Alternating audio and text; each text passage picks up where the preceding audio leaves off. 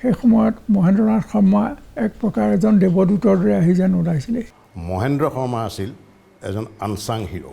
তেওঁই এজন মানুহ অসমৰ, তেওঁ 3টা অৰ্গেনাইজেশ্যনৰ জেনেৰেল ছেক্ৰেটাৰী আছিলে। বিচৰা হ'লেই তেখেত হয়তো শ্বিলঙৰ মন্ত্ৰীসভাত অথবা দিল্লীত আয়াসতে এজন কেবিনেট মন্ত্ৰী হ'ব পাৰিলেহেঁতেন।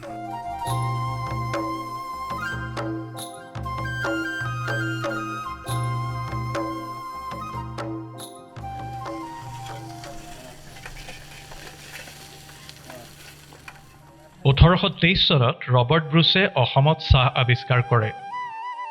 চিংফৰ বিছাগামৰ ঘৰুৱা পানীয় হিচাপে ব্যৱহৃত চাহক ইষ্ট ইণ্ডিয়া কোম্পানীয়ে ঔদ্যোগিকভাৱে উৎপাদন কৰিবলৈ লোৱাৰ লগে লগে অসমৰ ইতিহাস সলনি হ'বলৈ আৰম্ভ কৰে।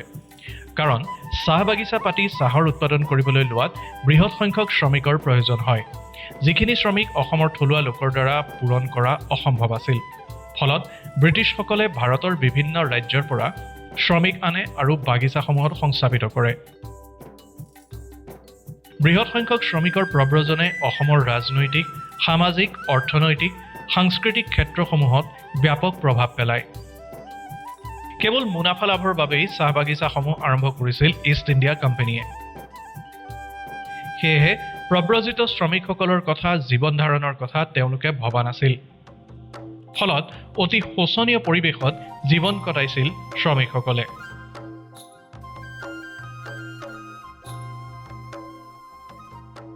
বাগানত কাম কৰা শ্ৰমিকসকলৰ অৱস্থা যে একেবাৰে কিনা গোলামৰ নিচিনা আছিলে, বণ্ডেড লেবাৰৰ নিচিনাই আছিলেতো। মানুহ হিচাপে জীয়াই থকাৰ প্ৰায় অধিকাৰ নিচিনা নাছিলেই, মেচিনৰ নিচিনা কাম কৰিছিলে।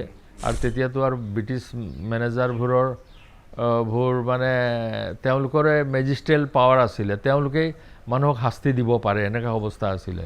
এই বাগিচাৰ বনুৱাসকলক এনেকুৱা ধৰণে তেওঁলোকে জীৱন যাপন কৰিবলগীয়া হৈছিলে যে সেই অতি এক প্ৰকাৰ ক'বলৈ গ'লে সৰ্বসাধাৰণ মানুহে থাকিব নোৱাৰা এটা পৰিৱেশ সেই সময়ত আছিলে। বাগিচাই খোৱা পানী নাছিলে, থকা ভাল ঘৰ নাছিলে, আৰু লাইট টাইটৰতো কথাই নাছিলে।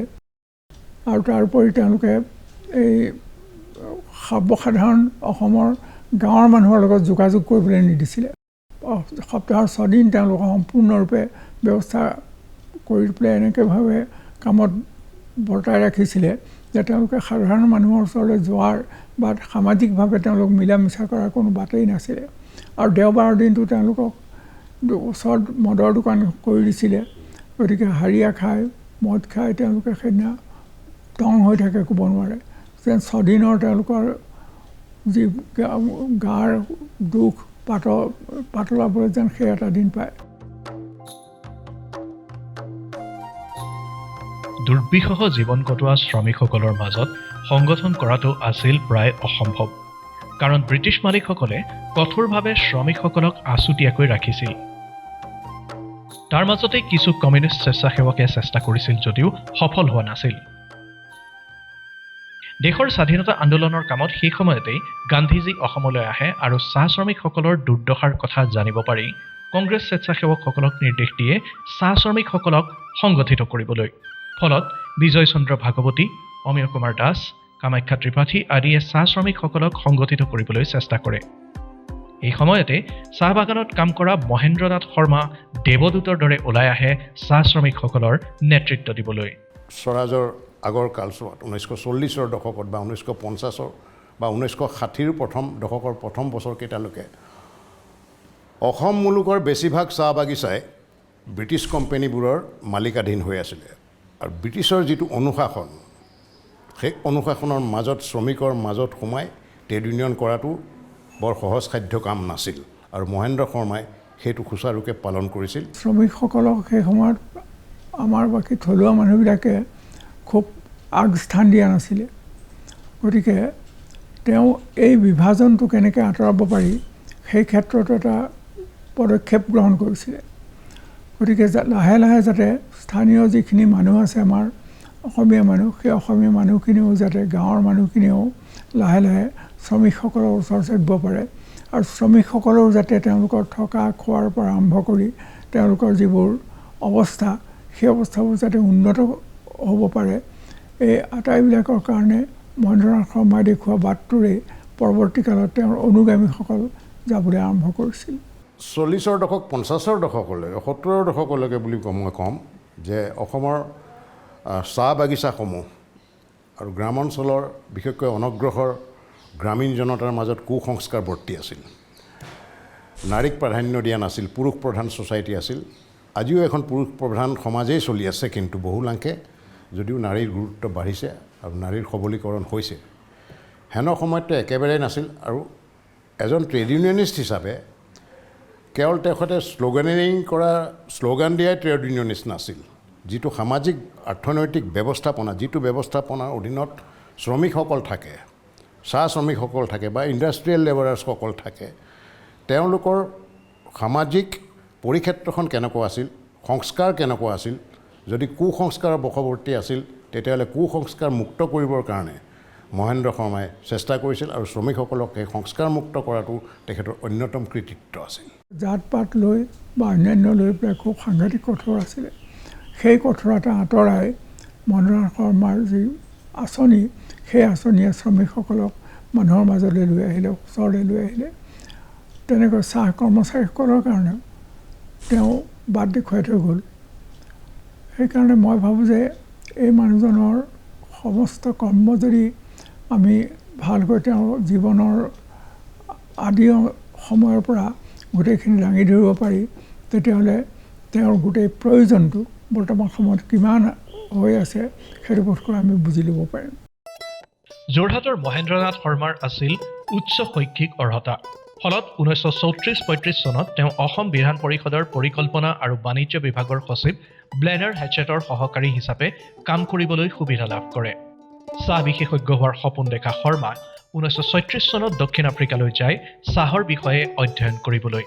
কিন্তু দক্ষিণ আফ্ৰিকাত চলি থকা বৰ্ণ বৈষম্যৰ বাবে 1937 চনত অসমলৈ ঘূৰি আহি টোকলাই এক্সপেৰিমেণ্টেল ষ্টেচনত সহকাৰী বৈজ্ঞানিক হিচাপে যোগদান কৰে। সেই সময়ৰ বিখ্যাত চাহ কোম্পানী যোৰহাট চাহ কোম্পানীৰ ছুপাৰিণ্টেণ্ডেণ্ট মিষ্টাৰ মেকজৰ্জৰ আমন্ত্ৰণত তেওঁ যোৰহাট চাহ কোম্পানীত যোগদান কৰে।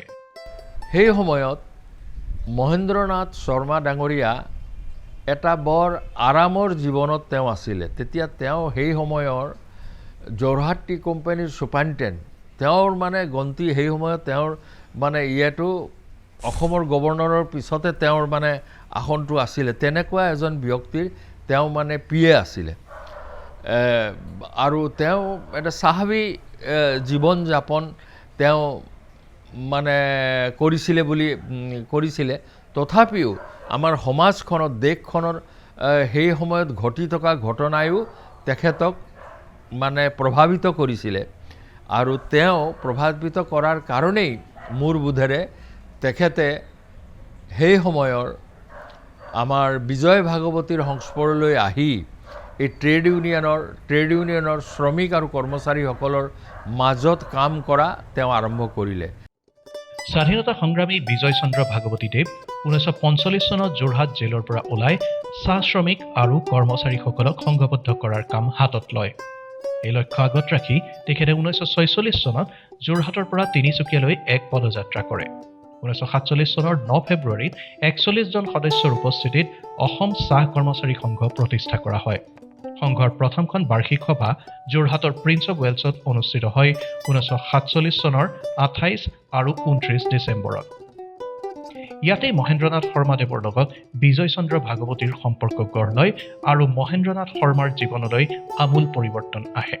অভ্যৰ্থনা সমিতিৰ জেনেৰেল ছেক্ৰেটাৰী আছিলে মহেন্দ্ৰনাথ শৰ্মা, আৰু তাৰ পৰাই তেখেতৰ এই ট্ৰেড ইউনিয়নৰ লগত জড়িত হোৱা আৰম্ভ হ'ল। আৰু পিছৰ ভাগত তেখেতে তেওঁৰ সেই আৰামদায়ক চাকৰি বাদ দি সম্পূৰ্ণৰূপে তেওঁ ট্ৰেড ইউনিয়ন মানে শ্ৰমিক সংগঠন কৰাত তেওঁ আত্মনিয়োগ কৰিলে। চাহ বাগিচাৰ মালিকসকলে চাহ শ্ৰমিক আৰু কৰ্মচাৰীসকলক কেৱল মুনাফা লাভৰ বাবে কাম কৰোৱাইছিল। সেই সময়ত স্থানীয় ৰাইজো চাহ শ্ৰমিকসকলৰ প্ৰতি উদাসীন আছিল। মহেন্দ্ৰনাথ শৰ্মাদেৱৰ নেতৃত্বত উদাসীনতাৰ বেৰখন ভাঙিবলৈ চেষ্টা কৰা হয় আৰু এই ক্ষেত্ৰত তেওঁ সফলো হয়। দুই ধৰণৰ কাম, চাহ শ্ৰমিকসকলৰ কাৰণে আৰু চাহ কৰ্মচাৰীসকলৰ কাৰণে, এই দুয়োখিনিৰ কাৰণেই তেওঁ আজীৱন কাম কৰি গ'ল। তেওঁৰ জহতে পৰৱৰ্তী কালত যিটো অসম মজদুৰ সংঘ, সেই মজদুৰ সংঘয়ো নতুন প্ৰাণ পাই উঠিল। কাৰণ আগতে যদিও সৰু সৰু সংঘবিলাক আছিল, সেইবিলাকে ভালকৈ কাম কৰিব পৰা হোৱা নাছিল। কিন্তু মহেন্দ্ৰনাথ শৰ্মাৰ যিখন জাল, সেই জালখনত দিল্লী পৰ্যন্ত চুই আছিলে। গতিকে তেওঁৰ এই যে বহল এটা পটভূমিত তেওঁ আৰম্ভ কৰিলে আন্দোলনটো, এই আন্দোলনটো এক প্ৰকাৰ সমগ্ৰ অসম জুৰি লাহে লাহে সেই বিয়পি গ'ল। ওৰেটো জীৱন তেখেতে শ্ৰমিক আন্দোলন কৰিছিল, যাক আমি ট্ৰেড ইউনিয়ন মুভমেণ্ট বুলি কওঁ। আৰু ট্ৰেড ইউনিয়ন মুভমেণ্টৰ মূল মৰ্মাৰ্থটো তেখেতে বুজি পাইছিল যে শ্ৰমিকৰ মাজৰ ঐক্য আৰু যিটো কালেক্টিভ বাৰ্গেন, অৰ্থাৎ শ্ৰমিকৰ সামূহিক অধিকাৰ সাব্যস্ত কৰাৰ কাৰণে যিটো আন্দোলন, সেইটোত তেওঁ নেতৃত্ব দিছিল। তেওঁ এজন কৰ্মী আছিল, পাছলৈ নেতা হৈছিল আৰু সৰ্বভাৰতীয় পৰ্যায়ৰ এজন INTUCৰ নেতা হৈছিল তেখেত। চাহ বাগানবিলাক তেতিয়া মালিকৰ ইচ্ছা অনুসৰি পৰিচালিত হৈছিল। শ্ৰমিকসকলে মজুৰিৰ নামত নিম্নতম ধন লাভ কৰিছিল। কৰ্মচাৰীসকলে দৰমহা লাভ কৰিছিল যদিও সেয়া যথেষ্ট নাছিল। শ্ৰমিকসকলৰ থকা খোৱাৰো সুব্যৱস্থা নাছিল। মহেন্দ্ৰনাথ শৰ্মাদেৱে আগভাগ লৈ লেবাৰ প্লেণ্টেশ্যন আইন প্ৰণয়ন কৰিবলৈ চৰকাৰক বাধ্য কৰে। এই আইনৰ ফলত শ্ৰমিকসকলে আৱাসগৃহ, খোৱা পানী, বিদ্যালয় আদি লাভ কৰিবলৈ সক্ষম হয়। চাহ বাগিচাত কাম কৰা শ্ৰমিক কৰ্মচাৰীৰ কাৰণে কোনো আইন নাছিলে। আৰু তেতিয়া মহেন্দ্ৰনাথ শৰ্মাই বেছি আগভাগ লৈছিলে। আৰু সেই সময়ত পণ্ডিত জৱাহৰলাল নেহৰুৰ মন্ত্ৰীসভা আছিলে।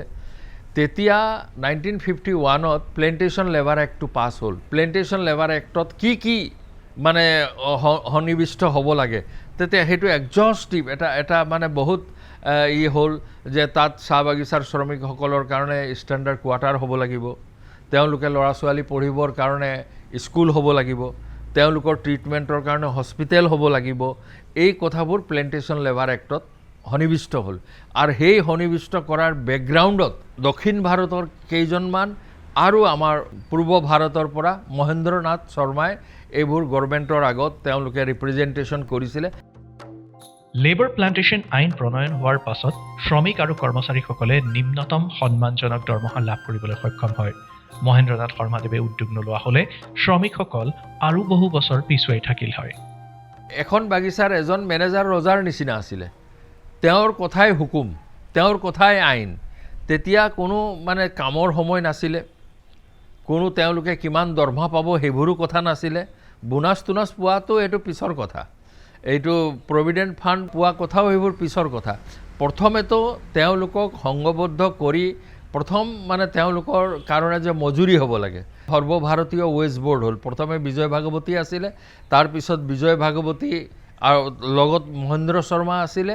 আৰু যেতিয়া বিজয় ভাগৱতী কেন্দ্ৰীয় উপমন্ত্ৰী হৈ গ'ল, ডেপুটি মিনিষ্টাৰ, তেতিয়া মহেন্দ্ৰনাথ শৰ্মাই গোটেই ভাৰতবৰ্ষৰ চাহ শ্ৰমিকসকলক ৱেজ বৰ্ডত তেওঁ প্ৰতিনিধিত্ব কৰিছিলে। তেওঁলোকে কি পাব লাগে, তেওঁলোকৰ দৰমহা কেনেকুৱা হ'ব লাগে, দৰমহা কি হ'ব লাগে, গোটেইখিনি অধ্যয়ন কৰি অধ্যয়নপুষ্ট এটা মানে প্ৰস্তাৱ তেতিয়াৰ ৱেজ বৰ্ডত তেওঁ উত্থাপন কৰিছিলে। তাৰ পৰাই শ্ৰমিক কৰ্মচাৰীৰ দৰমহাৰ কথাটো আৰম্ভ হ'ল। 1965 চনত ভাৰত চৰকাৰে বোনাছ আইন প্ৰণয়ন কৰে। এই আইনৰ ভেটি মহেন্দ্ৰনাথ শৰ্মাদেৱে 50ৰ দশকৰ মাজভাগতেই স্থাপন কৰিছিল। দুৰ্ভাগ্যবশতঃ 1963 চনৰ 22 আগষ্টত শৰ্মাদেৱৰ মৃত্যু হোৱাত আইনখন প্ৰণয়ন কৰাত কিছু পলম হয়। এই আইনৰ দ্বাৰা চাহ শ্ৰমিক আৰু কৰ্মচাৰীসকল অৰ্থনৈতিকভাৱে যথেষ্ট লাভৱান হয়। দাবী কৰিলে ইউনিয়নে যে আমি লাভৰ এটা অংশ পাব লাগে। সেই লাভৰ অংশ পাব লাগে কাৰণে প্ৰথমে এই 50 দশকত দিল্লীত এগ্ৰিমেণ্ট হ'ল। দিল্লীত এগ্ৰিমেণ্ট হৈ তেওঁলোকক মানে বোনাছ হিচাপে দিবলৈ, তেওঁলোকৰ লাভৰ এটা অংশ দিবৰ কাৰণে আৰম্ভ হ'ল এই 50 মিড 50ত, মানে 50 দশকৰ মধ্যভাগৰ পৰা। কিন্তু আমাৰ যিটো বৰ্তমান যিটো আমাৰ বোনাছ এক্ট আছে, এইটোতো 1965ত পাছ হৈছে। তাৰ আগতেতো কোনো বোনাছ এক্টেই নাছিলে। চাহ শ্ৰমিকসকলে অসমীয়া ভাষা আঁকোৱালি লোৱাত আটাইতকৈ বেছি অৰিহণা যোগাইছিল মহেন্দ্ৰনাথ শৰ্মাই। 1960 চনত শৰ্মাদেৱে বাগিচাই ঘূৰি অসমীয়া ভাষাৰ সপক্ষে যুক্তি দাঙি ধৰিছিল আৰু চাহ শ্ৰমিকসকলেও তেখেতৰ যুক্তি মানি লৈছিল। যেতিয়া স্কুল স্থাপন হ'ল তেতিয়াই চাহ বাগিচাৰ মানুহখিনিক আগভাগ লৈ অসমীয়া ভাষাৰ মাধ্যমেৰে শিক্ষা দিয়া আৰম্ভ কৰা হ'ল। সেই তেতিয়াই 50s চাহ বাগিচাৰ শিক্ষাটো বহু দিনলৈ মালিকৰ হাতত এৰি দিছিলে। তাৰপিছত আমি আন্দোলন কৰিলোঁ, ইউনিয়নে আন্দোলন কৰিলে যে চৰকাৰীকৰণ কৰিব লাগে। এই চৰকাৰীকৰণ কৰিলে এতিয়াও কিছুমান স্কুল চৰকাৰীকৰণ কৰিবলৈ মানে বাকী আছে। মহেন্দ্ৰনাথ শৰ্মাদেৱৰ আটাইতকৈ উল্লেখযোগ্য অৱদানসমূহৰ ভিতৰত অন্যতম হ'ল চাহ মজদুৰ সংঘত কৃষ্টি শাখা প্ৰতিষ্ঠা কৰা। চাহ শ্ৰমিকসকল ভাৰতৰ বিভিন্ন ৰাজ্যৰ পৰা আহিছিল, লগত লৈ আহিছিল তেওঁলোকৰ নিজা কৃষ্টি সংস্কৃতি। শৰ্মাদেৱে চাহ শ্ৰমিকসকলৰ কৃষ্টি সংস্কৃতি আৰু স্থানীয় লোকসকলৰ কৃষ্টি সংস্কৃতিক সংমিশ্ৰণ কৰিবলৈ চেষ্টা কৰিছিল। কৃষ্টি সংঘৰ দায়িত্ব দিয়া হৈছিল শিল্পী ভৰত বৰপূজাৰীক। 1956 চনত প্ৰতিষ্ঠা হোৱা কৃষ্টি সংঘই চাহ শ্ৰমিকসকলৰ ঝুমুৰ, বিভিন্ন পূজা পাতল আদি বিভিন্ন ঠাইত প্ৰদৰ্শন কৰি সাংস্কৃতিক জাগৰণ আনিছিল। তেখেতে কালচাৰেল উইং এটা গঠন কৰিলে। কালচাৰেল উইং গঠন কৰাত আমাৰ সেই স্বনামধন্য শিল্পী ভৰত পূজাৰীক তেওঁ মানে এপইণ্টমেণ্ট দিলে। বাগানৰ কিছুমান ল'ৰা ছোৱালীক লৈ বাগানে গৈ বাছৰ ব্যৱস্থা কৰা হৈছিলে। বাছত তেওঁলোকে বাগিচালৈ যায়, বাগিচাত তেওঁলোকে এই কালচাৰেল সাংস্কৃতিক সন্ধিয়া কৰে। তাত মানে তেওঁলোকেও দেখুৱায়, ৱৰ্কাৰো পাৰ্টিচিপেশ্যন কৰে। যিগৰাকীয়ে সাংস্কৃতিকভাৱে তেওঁলোকক আগুৱাই নিবৰ কাৰণে এখন চিনেমাও হৈছিলে। বাতৰি কাকত উলিওৱা হ'ল ইয়াৰ পৰা চাহ শ্ৰমিকৰ কাৰণে। এই কামবিলাক ডিব্ৰুগড়তেই আৰম্ভ হৈছিলে আৰু ডিব্ৰুগড়ে এই ক্ষেত্ৰত সমগ্ৰ অসমক বাট দেখুৱাইছিলে। চাহ শ্ৰমিকসকলৰ কৃষ্টি সংঘৰ পৰা দুখনকৈ চিনেমা নিৰ্মাণ কৰা হৈছিল। এখন আছিল ফণী শৰ্মাৰ দ্বাৰা পৰিচালিত কেঁচা সোণ আৰু আনখন আছিল নলিন দুৱৰাৰ দ্বাৰা পৰিচালিত ৰতনলাল। কেঁচা সোণ হৈছে চাহ শ্ৰমিকৰ দ্বাৰা প্ৰযোজিত পৃথিৱীৰ প্ৰথমখন চিনেমা। তদুপৰি চৰকাৰে চিনেমাখন আমোদকৰ মুক্ত কৰি দিছিল। এই ক্ষেত্ৰতো কেঁচা সোণ প্ৰথম চিনেমা। আনহাতে ৰতনলাল ৰাষ্ট্ৰপতি ভৱনত প্ৰদৰ্শন হৈছিল 1975 চনৰ 16 নৱেম্বৰত।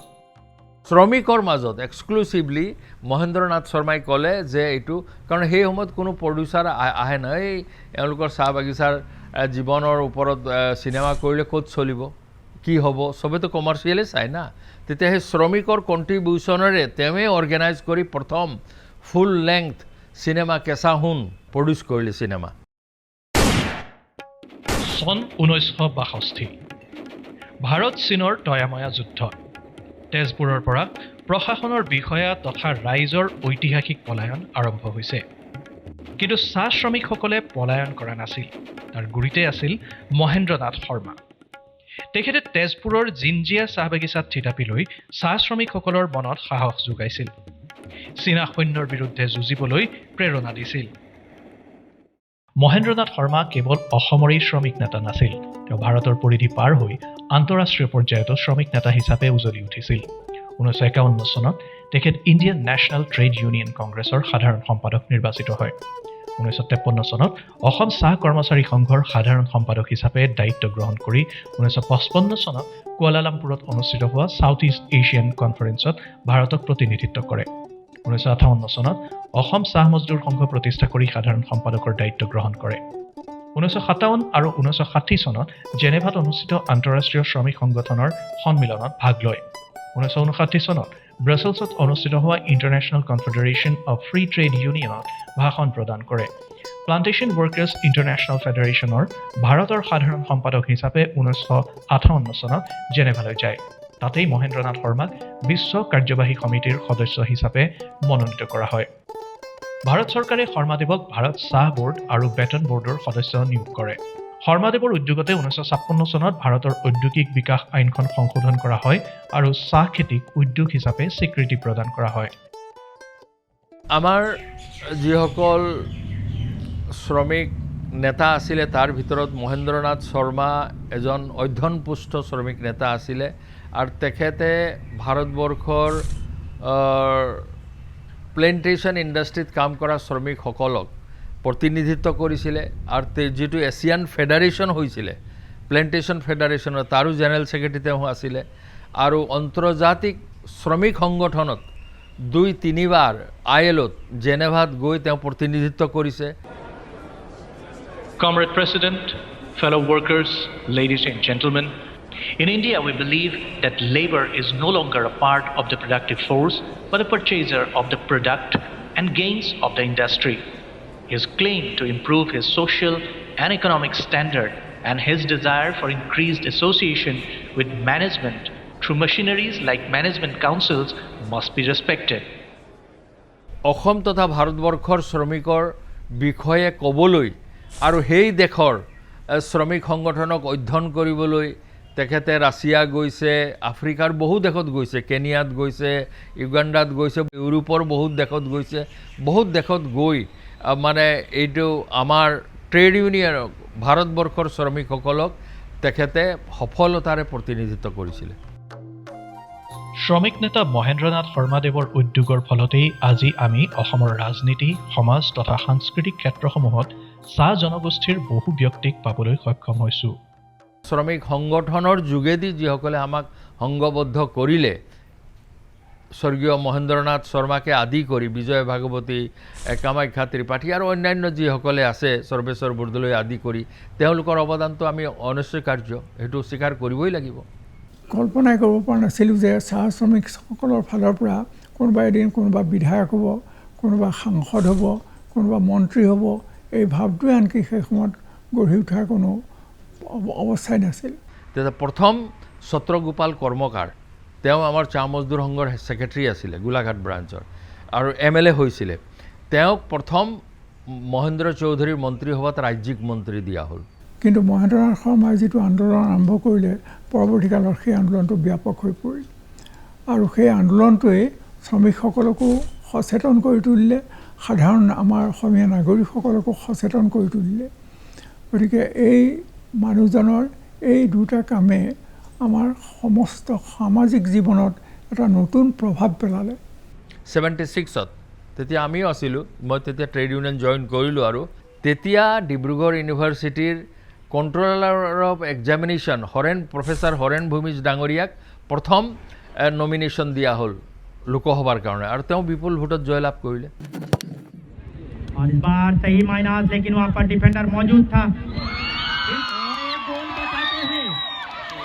মহেন্দ্ৰনাথ শৰ্মাৰ কৰ্মস্পৃহা, ত্যাগ, নেতা হিচাপে সাংগঠনিক দক্ষতা তথা পৰিপক্কতা সদায় জিলিকি থাকিব। সেয়েহে তেখেতৰ স্মৃতি জীয়াই ৰাখিবলৈ চাহ শ্ৰমিক কৰ্মচাৰীসকলে চেষ্টা কৰি আহিছে। স্বৰ্গীয় মহেন্দ্ৰনাথ শৰ্মাৰ স্মৃতিক জীয়াই ৰাখিবৰ কাৰণে আমি মানে মহেন্দ্ৰনাথ শৰ্মা ফুটবলটো খুব প্ৰিয় শ্ৰমিকসকলৰ মাজত, এটা আমি প্ৰতিযোগিতা আৰম্ভ কৰিলোঁ। এতিয়া 36 বছৰত ভৰি দিলে, যিসকলে আমাক মানে চিনাকি কৰি দিলে বা যিসকলে আমাক আজি থিয় হৈ কথা কোৱাৰ সুবিধা দিলে, তেওঁলোকক সদায় শ্ৰমিকসকল কৃতজ্ঞতাৰে সোঁৱৰে, স্মৰণ কৰে। 1963 চনৰ 22 আগষ্টত মহেন্দ্ৰনাথ শৰ্মাদেৱে ভেলোৰত শেষ নিশ্বাস ত্যাগ কৰে। দেউতাই মোক মানে মৃত্যুৰ আগতে কৈছিলে, মই যদি কিবা এটা হয় যে সাগৰৰ পাৰতে মোক কিবা এটা কৰিবি। সেইকাৰণে আমি বিষ্ণুমেধিক কথাটো কৈছিলোঁ। তেখেতে মানে ডেড বডিটো যেতিয়া আনি পেলাই ইয়াত থৈছিলে, তেতিয়া ক'লে সেইকাৰণে সেই য'ত শ্মশান আছিলে সাগৰৰ পাৰত, তাতে তেখেতক সন্তুষ্টিৰে কৰা হৈছিল। মাত্ৰ 51 বছৰীয়া এটা চুটি জীৱনকালত শৰ্মাদেৱে চাহ শ্ৰমিক কৰ্মচাৰীসকলৰ জীৱনলৈ অকল্পনীয় পৰিৱৰ্তন আনিবলৈ সক্ষম হয়। ডক্টৰ নগেন শইকীয়াদেৱৰ ভাষাত ক'ব পাৰি, এয়াই প্ৰকৃত মানৱ সেৱা। মই ভাবোঁ যে এইটো মানৱ সেৱাৰ বাহিৰে আন একো নহয়। আৰু সেইকাৰণে সাধাৰণ মানুহ, যিবোৰ মানুহক অস্পৃশ্য বুলি জ্ঞান কৰিছিলে সময়ত, সেই মানুহবোৰক তেওঁ যেন সাৱধি লৈছিল। সেই মানুহবোৰ থাকিবলৈ পাবলৈ, জীৱন যাপন কৰিবলৈ এটা বাট দেখুৱাবৰ কাৰণে তেওঁ আগবাঢ়ি আহিছিল। এইটো সেইকাৰণে এটা ডাঙৰ সামাজিক আন্দোলন তেওঁ গঢ়ি তুলি গ'ল আৰু সেই সামাজিক আন্দোলনটোৱে পৰৱৰ্তী কালত সি এতিয়া বিকাশ লাভ কৰিছে।